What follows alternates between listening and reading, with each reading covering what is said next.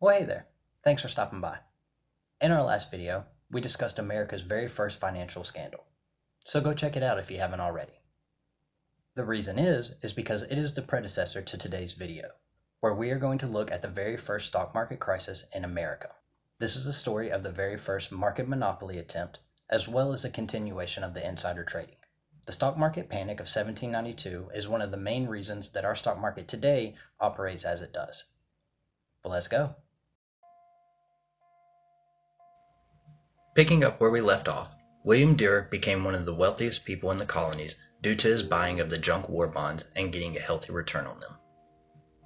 He was able to do so because he was Alexander Hamilton's Secretary of Treasury assistant, as well as friends with many other government officials, including President George Washington. But how did he get here?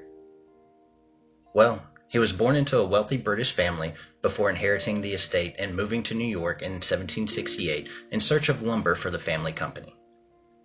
He made his way into the circle of some of the founding fathers and worked for the New York State government and Continental Congress during the Revolutionary War. During that time, he even met with a high-ranking French official hoping to enlist help with the war. But the man somehow drowned while under Duer's watch. Duer continued to find ways to profit throughout the war, but lost an estimated $2 million in today's value through a failed land leasing agreement to France. Then, while in the assistant position, he was partially blamed during the first ever congressional investigation because it was his business partners who did not deliver in the needed supplies for an army battle against the Native Americans. This, along with his other known and now illegal trading speculations, was enough to cause him to resign from the assistant secretary. This is also the time where he became friends and business partners with Alexander Macomb, who would help him the rest of the way. The fight may just be starting, but the downfall has already begun. Alexander Hamilton's Bank of the United States opened in February of 1791. There are a couple of points to make on how this was set up, as this was the first stock ever traded on Wall Street. First, the federal government would hold 20% of the bank's stock while the public could purchase the remaining 80%. Next, only a small percentage had to be paid up front, with payments following, which made it more attractive to the common people.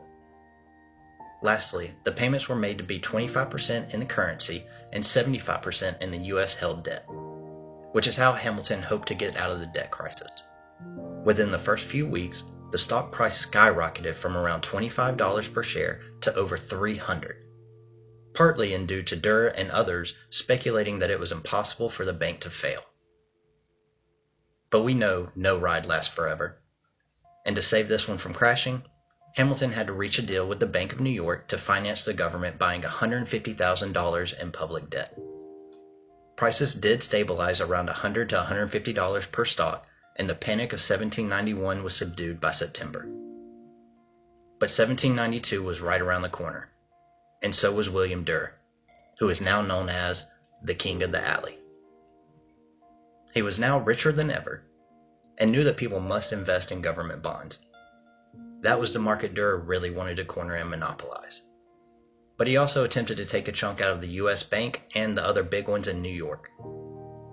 He wasn't afraid to play both sides of the market, but wanting the whole pie was his biggest misstep. Because for him to get the whole pie, that would require a lot of capital, and a lot more than even he had. Duer asked any and every individual for a loan: banks, investors, business owners, even the casual workers.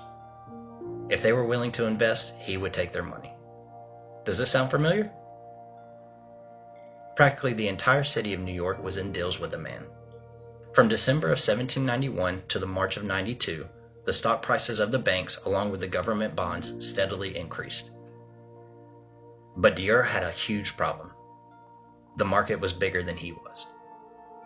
While he was unable to control the bond market, other investors were ready to reap some of their returns from the past few months, and the Ponzi scheme collapse began. Going into March of 1792, Duer was in position to be one of the wealthiest people in America if the bank stocks continued to climb.